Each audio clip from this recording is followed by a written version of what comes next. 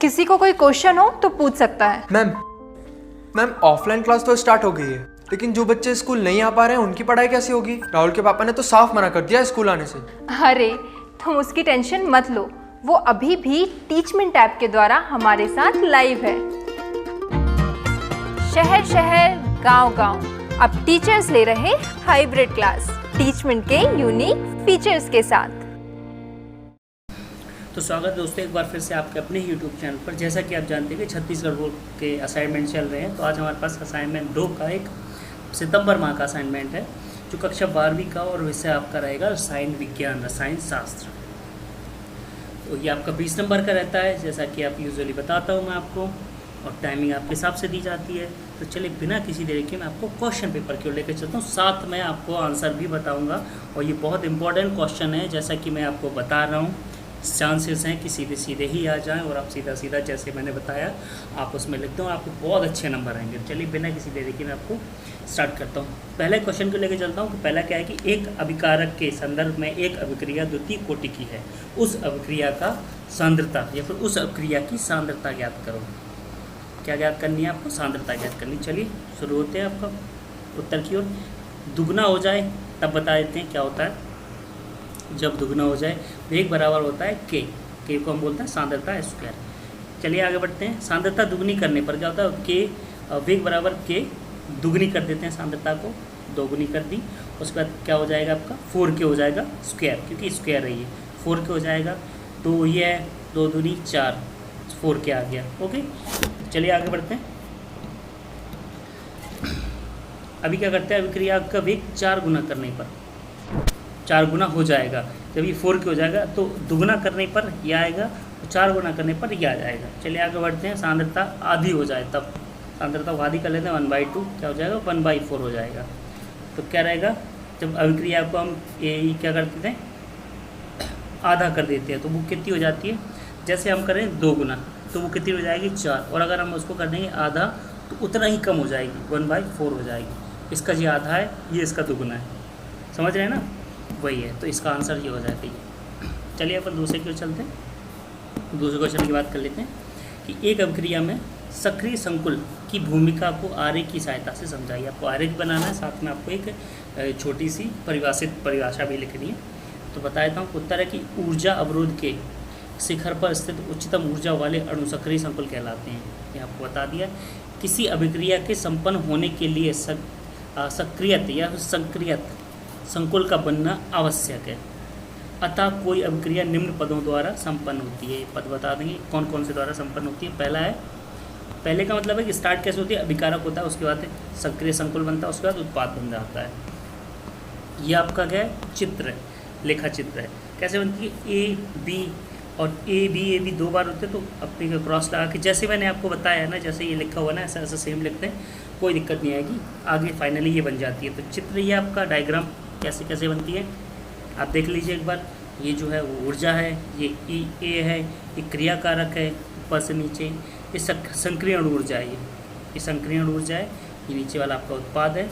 संक्रिय संकुल क्या है? ये संक्रिय संकुल है। आप देख लीजिए एक बार।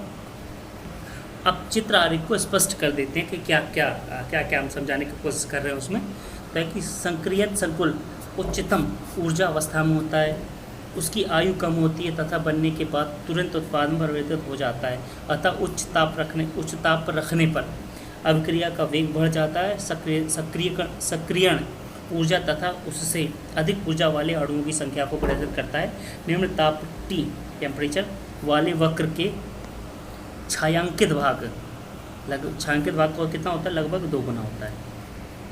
चलिए आगे बढ़ लेते हैं, क्वेश्चन दूसरे देख लेते हैं।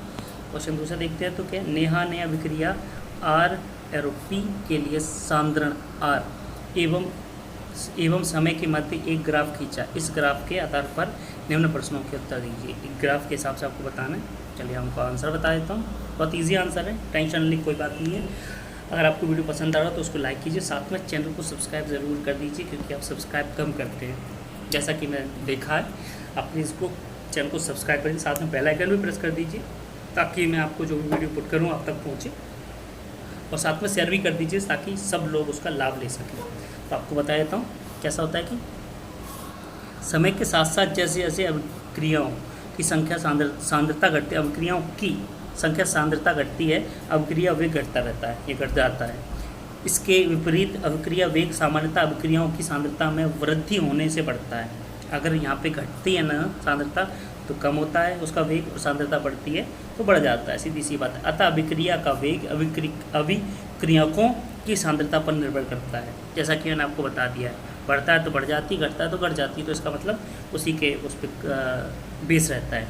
सामान्य अभिक्रिया की बात कर लेते हैं। छोटा आर है और बड़ा आर है, इस एरो की बात है, उसके बाद छोटा आर फिर बड़ा आर, बड़ा पी, माफ़ी चाहूँगा पी। इसमें क्या बता देता हूँ आपको, इसमें आर अभिक्रियक एवं उत्पादों के स्टोकियोमेट्री गुणांक है। इस अभिक्रिया के लिए वेग क्या रहता है, व्यंजक है, व्यंजक होगा। अगर वेग बराबर नहीं, वेग ये होता है अपना समानुपाती, तो आर इसके समानुपाती होता है। तो अगर वेग की बात करें तो वेग बराबर के और आर पे एक्स की घात, तो यहाँ पे क्या होता है के नियतांक होगा, ऑब्वियस है कि हमेशा नियतांक रहता है।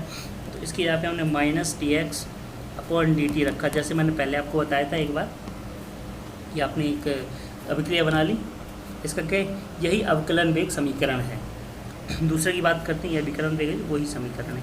अभिक्रिया की कोटि क्या है, दूसरे की बात कर लेते हैं, तो आंसर है उसका शून्य अभिक्रिया की कोटि है। तीसरे की बात करते हैं, वक्र का ढाल क्या है, तो माइनस के सांद्रता रैखिक रूप से घटती है। ये आगे बढ़ते हैं, चौथे की बात कर लेते हैं, वेग स्थिरांक की इकाई क्या है, तो वेग स्थिरांक की इकाई है क्या, ये बता देता हूँ आपको पूरी। उसके अगर फाइनल बात की जाए ना तो ये बनती है आपकी के बराबर मोल L1 minus L1 minus L-1 और S-1, ये बन जाता है आपका। आगे बढ़ते हैं, पाँचवीं की बात कर लेते हैं। पाँचवा क्या है कि अभिक्रिया का अर्ध आयुकाल क्या है। अर्ध आयुकाल कैसे कहते हैं, किसी अभिक्रिया में अभिकारक की प्रारंभिक सांद्रता का आधा जितने समय में उत्पाद में परिवर्तन हो जाती है उसे अभिक्रिया का अर्ध आयुकाल कहते हैं। आगे बढ़ते हैं, तीसरे क्वेश्चन क्यों लेके चलता हूँ आपको। तीसरा क्वेश्चन क्या है, गैसों का ठोस पर अधिशोषण के लिए दाब का प्रभाव बताइए। आर्द्रता या आर्द्रता नियंत्रण एवं उच्च निर्वात हेतु अधिवेशन के अनुप्रयोग का वर्णन कीजिए। तो बता देता हूँ आपको मैं, ये आंसर है आपका। आप एसएस ले लीजिए, बहुत अच्छा रहेगा। अगर आप स्क्रीनशॉट ले लेते हैं उसके बाद आप पढ़ते हैं खुद, वो ज़्यादा बेटर रहता है। मैं भी समझा रहा हूँ यहाँ पे, मैं बता रहा हूँ क्या क्या होता है। गैसों के अधिशोषण के दौरान उनका दाब घटता है, अतः लिशातेलिए के नियमानुसार दाब में वृद्धि करने पर अधिशोषण बढ़ जाता है। स्थिर दाब पर अधिशोषण की मात्रा x/m एवं दाब के मध्य खींचे गए वक्र को अधिशोषण समतापी वक्र कहते हैं। ये आपका बता दिया है डायग्राम के द्वारा क्या क्या होता है। या डायग्राम का एसएस लेके बना के चेक कर लीजिए कैसा बनता है, आपसे अच्छे से बन रहा है कि नहीं बन रहा है। अधिशोषण के अनुप्रयोग देख लेते हैं। उच्च कोटि की निर्वात उत्पन्न करने में कब जब ऐसे करते हैं तो क्या होता है, जिस पात्र में निर्वात चाहिए उसे निर्वात पंप कर ली जाती है। इसके बाद उसे कम ताप पर ठंडा किया जाता गया चारकोल डालते हैं, करने के बाद चारकोल डालते हैं जो पात्र में सेव आयु नमी निर्वात उत्पन्न हो जाती है। शेष आयु नमी निर्वात। अगला है नमी दूर करने में। नमी दूर करने में क्या होता है,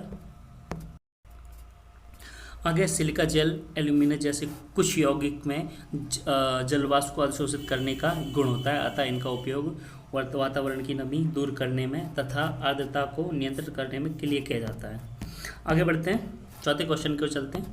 चौथा क्वेश्चन क्या है, निम्न को उदाहरण दीजिए। इनका सबका उदाहरण बताना है आपको। एरोसोल क्या हो सकते हैं, एरोसोल क्या होते हैं, वे कोलाइड विलयन जिनमें परिक्षेप माध्यम द्रव हो तथा परिक्षेपण माध्यम गैस हो। परिक्षेप कौन सा हो, द्रव हो, और परिक्षेपण निकालने का वो गैस हो, ऐसे एरोसोल कहलाते हैं। उदाहरण है बादल, कोहरा आदि, जैसा कि आपको दिखते हैं। आगे बढ़ते हैं, हाइड्रोजन की बात कर लेते हैं। हाइड्रोजन क्या है, वे कोलाइडी सॉल जिसमें परिक्षेपण माध्यम जल हो, जिसमें ठोस के कण परिक्षिप्त रहते हों, जैसे स्टार्च सॉल। आगे बढ़ते हैं, बाकी बात कर लेते हैं इसमें। पांचवी की निम्नलिखित परिस्थितियों की परीक्षण लिखना है आपको। जब प्रकाश किरण पुंज कोलाइडल सॉल से गमन करते हैं तब क्या होता है, जब प्रकाशीय किरण कोलाइडल विलयन से गुजरती है तो प्रकाश का प्रकीर्णन देखा जाता है, यह टिंडल प्रभाव कहलाता है। आगे बढ़ते हैं, दूसरे की बात कर लेते हैं। ये आपका क्वेश्चन है कि जल यौगिक फेरिक ऑक्साइड सॉल्ट में सोडियम क्लोराइड विद्युत अपघट्य मिलाया जाता है। क्या जब कब होता है? जब NaCl को फेरिक ऑक्साइड में मिलाया जाता है तो यह देखा जाता है कि Na प्लस में Cl माइनस में आयन फेरिक ऑक्साइड सॉल्ट के कारण P धनात्मक आवेश होते हैं। आगे बढ़ते हैं, तीसरे की बात कर लेते हैं। तीसरा क्या है? कोलाइडी सॉल्व में विद्युत धारा प्रवाहित की जाती है। तब क्या होता है कि कोलाइडी कण विपरीत आवेशित इलेक्ट्रॉन की ओर गति करते हैं और यह उदासीन होकर जम जाते हैं। तो आज की वीडियो में इतना ही, मिलता हूँ अगली वीडियो में कुछ ऐसे क्वेश्चन आंसर के साथ। तो आज की वीडियो समाप्त यहीं करते हैं। धन्यवाद। अगर आपको वीडियो पसंद आया हो तो प्लीज़ को लाइक और साथ में चैनल को सब्सक्राइब करना ना भूलें। फिर से धन्यवाद।